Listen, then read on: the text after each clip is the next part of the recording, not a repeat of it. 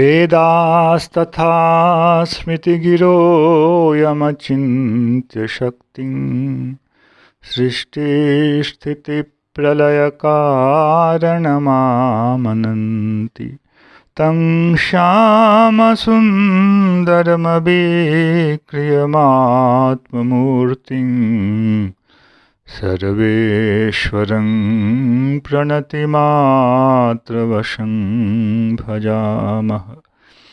अज्ञाननिरधिरुपैति यया विशोषं भक्तिः परापि भजते परिपोषमुच्चैः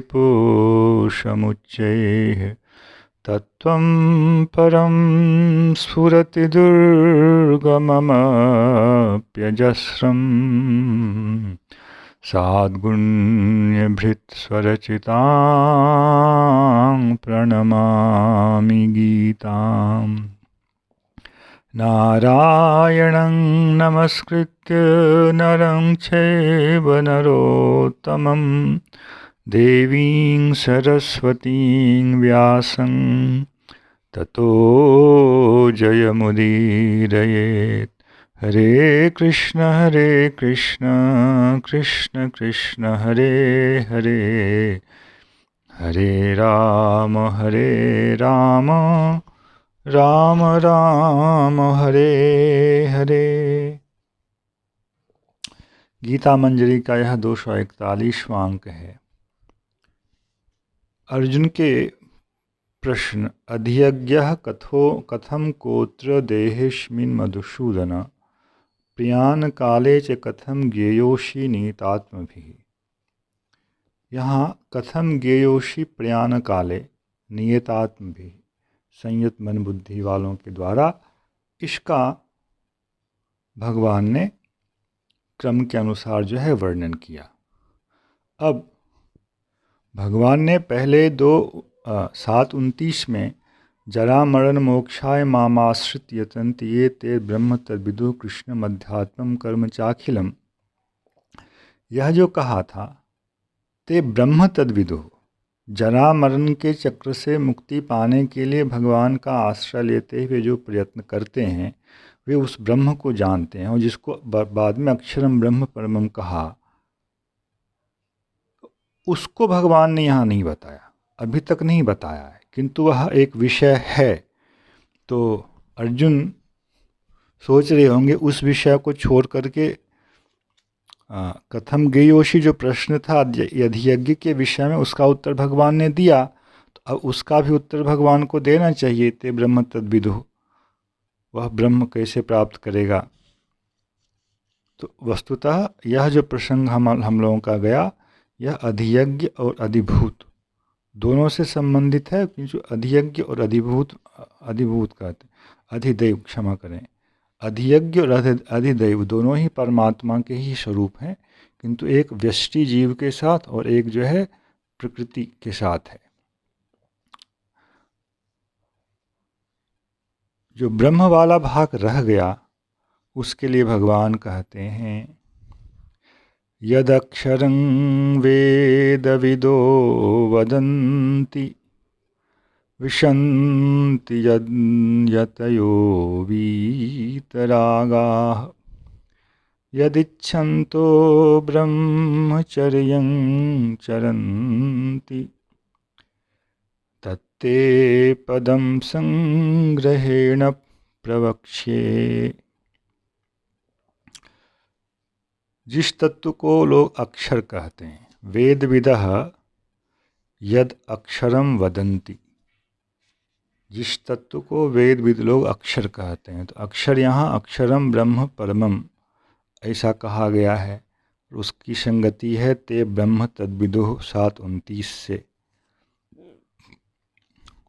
तो उसका संकेत भगवान यहाँ कर रहे हैं। वेदविद लोग जिसे अक्षर कहते हैं, विशन्ति यतयो वीतरागाः, यति मतलब सन्यासीगण, सब प्रकार से वैराग्य का अवलंबन करके, इंद्रियों पर संयम रखते हुए, वीतराग संसार के में कहीं भी आसक्ति नहीं है और यतयः वे संयमित हैं, उनका मन, उनकी बुद्धि, उनकी इंद्रियां ये संयमित हैं। ऐसे लोग यद विशन्ति, जिसमें प्रविष्ट होते हैं,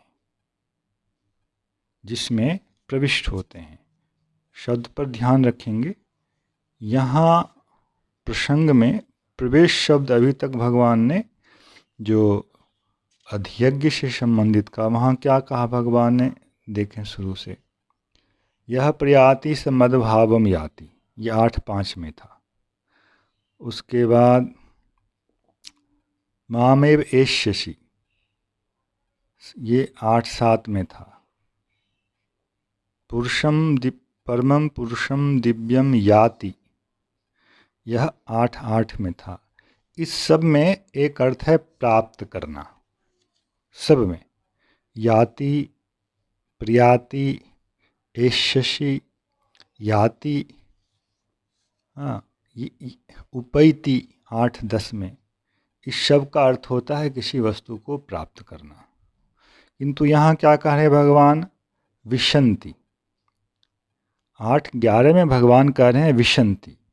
यहाँ ऐसा लगता है कि किसी चीज़ में प्रवेश कर गए, वो प्राप्ति तो हुई किंतु तरीका कुछ अन्य सा लग रहा है। यदिच्छन् विशन्ति यद यत यो वितरागा, जिस तत्व को वेद विद लोग अक्षर कहते हैं, आसक्ति शून्य संयमित रहने वाले लोग, मुनिगण, सन्यासीगण, जिसमें प्रवेश होते हैं।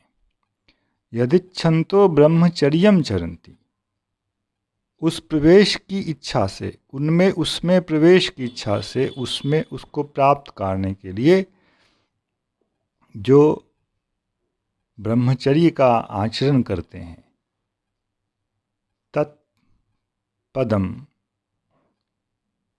ते संग्रहेण प्रवक्ष्ये, उस पद, उस स्थान, उस वस्तु, जो भी कहें अभी, यह मैं संग्रहेण प्रवक्ष्ये। संग्रह का अर्थ होता है संक्षेप में, किंतु यहाँ इसका अर्थ हमें लेना चाहिए उपाय के अर्थ में। किंतु प्रवक्ष्ये, मैं कहने जा रहा हूँ, ऐसा भगवान ने नहीं कहा। भगवान क्या कह रहे हैं, कहूँगा।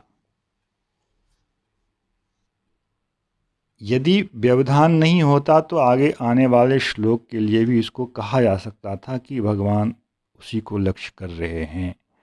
किंतु लगता है भगवान थोड़ा इसमें एक दूरी रखना चाह रहे हैं। अर्जुन, मुझे ब्रह्म के विषय में भी कहना चाहिए, किंतु अभी मैं नहीं कह रहा हूँ, मेरा एक प्रवाह है, इसके बाद में तुम्हें उसके विषय में मैं कहूँगा।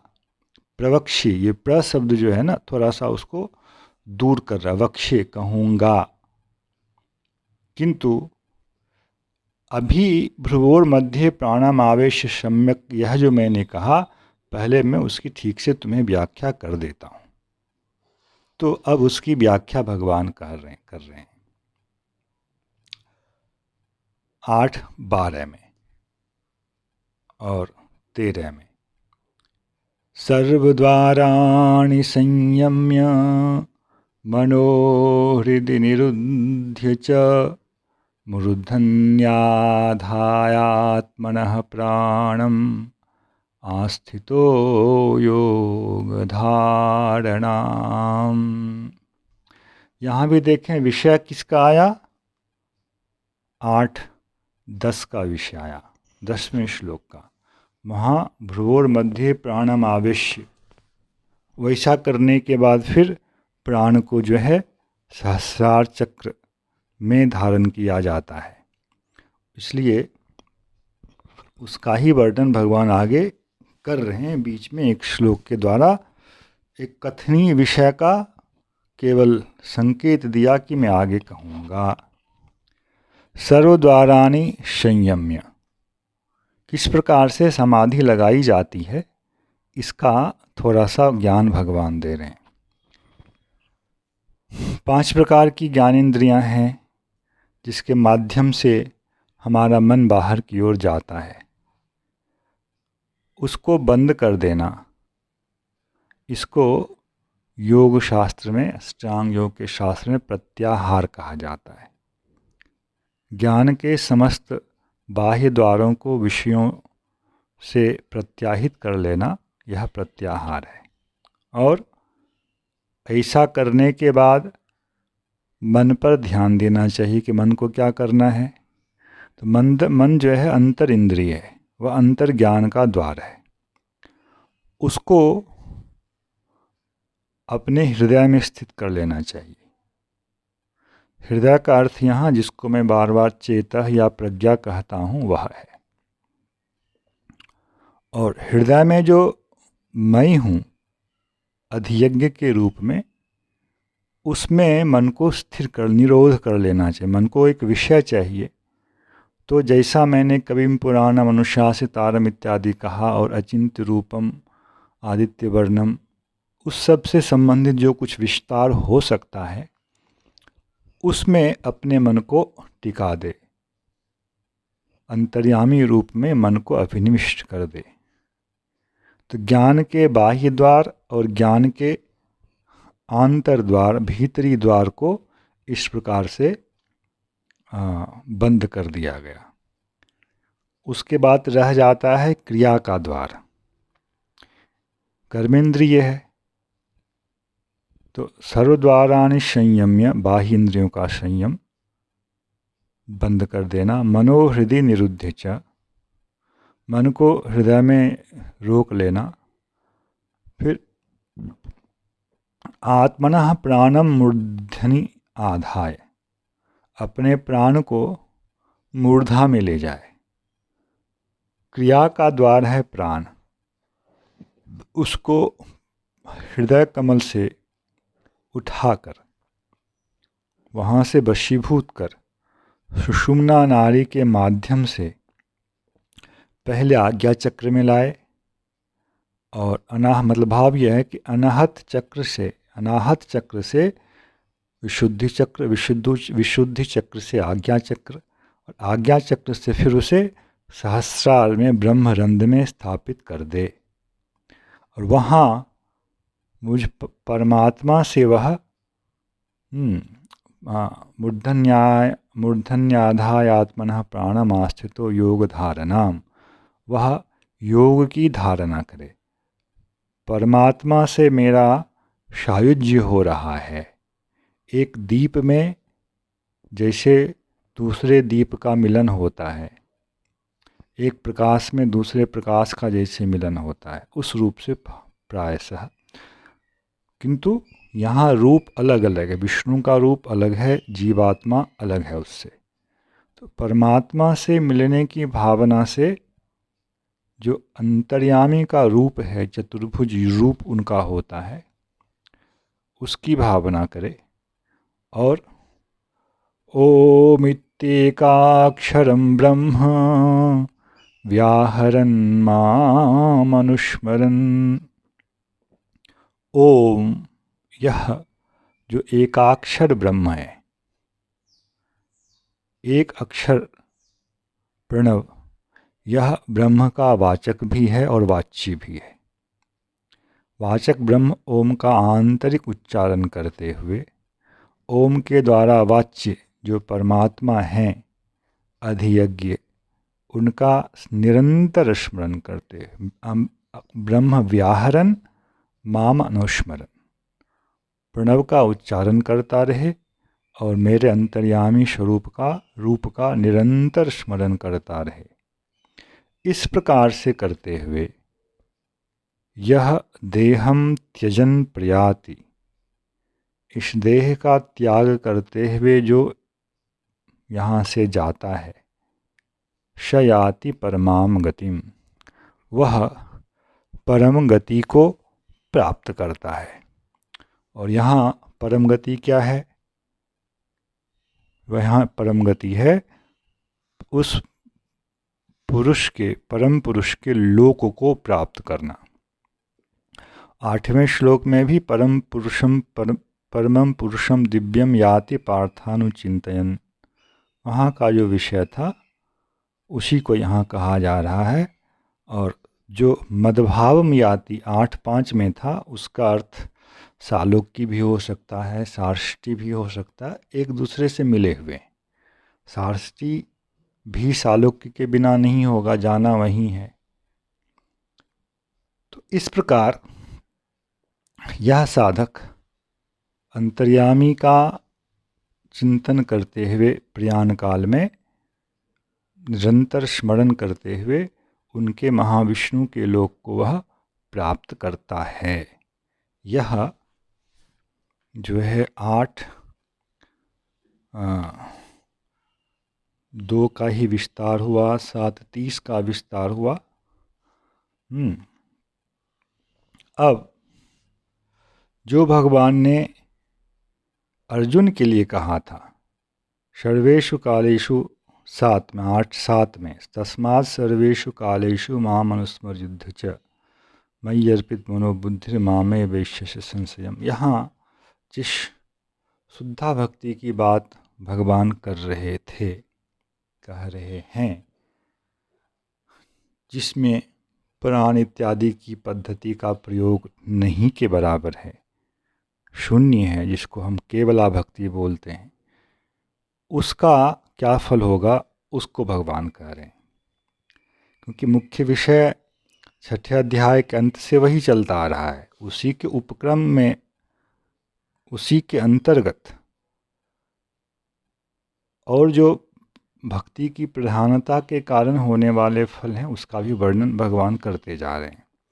तो ऐसे लोगों के लिए भगवान कह रहे हैं अनन्यचेताः सततं यो मां स्मरति नित्यशः तस्याहं सुलभः पार्थ नित्ययुक्तस्य योगिनः। अनन्य प्रज्ञा वाला, अनन्य चेतः वाला होकर सतत निरंतर जो मेरा स्मरण करता है, नित्यशः सदा, तस्याहं सुलभः पार्थ, वह नित्ययुक्त है, नित्ययुक्तस्य योगिनः, वह तो नित्ययुक्त है मेरे साथ। और पार्थ ऐसे लोगों के लिए मैं सुलभ हूँ। सुलभता को आप यहाँ किस रूप में समझ रहे हैं? पीछे वाला जो वर्णन है वह तो आपको भी लग रहा होगा कि वह तो सुलभ नहीं है। हाँ, हृदय चक्र, अनाहत चक्र से प्राण को उठाना, विशुद्धि में ले जाना, फिर आज्ञा में ले जाना, फिर सहस्रार में ले जाना, यह सब तो बहुत अधिक क्लेशकर साधन है। फिर भगवान सुलभ कैसे कह रहे हैं? इससे यह सिद्ध होता है कि यह प्रक्रिया जो इस श्लोक में प्रक्रिया भगवान ने कही है वह कुछ और है, और यही जो है केवला भक्ति का स्वरूप है। इसी का इंगित भगवान ने जो है 8-7 में दिया था अर्जुन को। यह मार्ग अति सुलभ है। अपने प्रिय के रूप में कृष्ण का स्मरण करते रहें। अंतर्यामी के रूप में स्मरण करने की पद्धति अलग है, और अपने प्रिय के रूप में सखा, कृष्ण को अर्जुन सखा के रूप में स्मरण करें।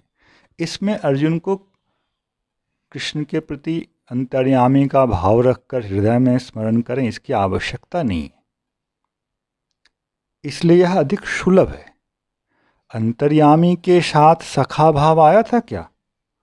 अंतर्यामी के साथ क्या रखा गया?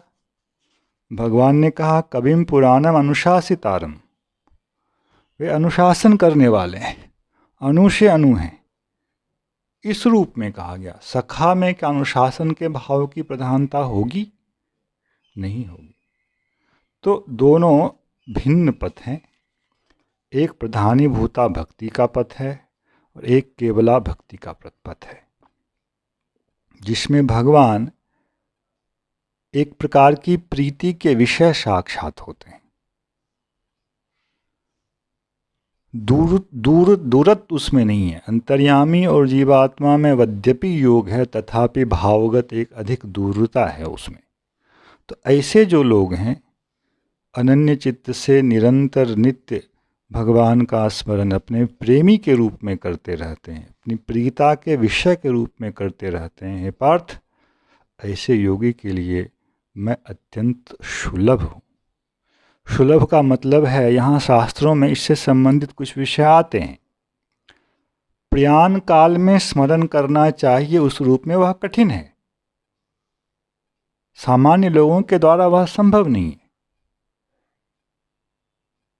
तो अंत काल में जिसका स्मरण कर शरीर छूटता है, सिद्धांत तो करीब करीब वह ठीक है, किंतु यदि किसी कारण से अंतकाल में भगवान का स्मरण नहीं हो पाया, ऐसी भावना से कोई अब डर के बैठ जाए तो समस्या है। ऐसा नहीं होना चाहिए। ऐसे लोगों के पक्ष में भगवान यह आश्वासन दे रहे हैं, वह जीवन भर ऐसा करे, किंतु अंत समय में वह मेरा स्मरण कफवात आदि दोषों के कारण व्याकुल होने से नहीं कर पाता है मेरा स्मरण, तो भी उसे मुझे स्मरण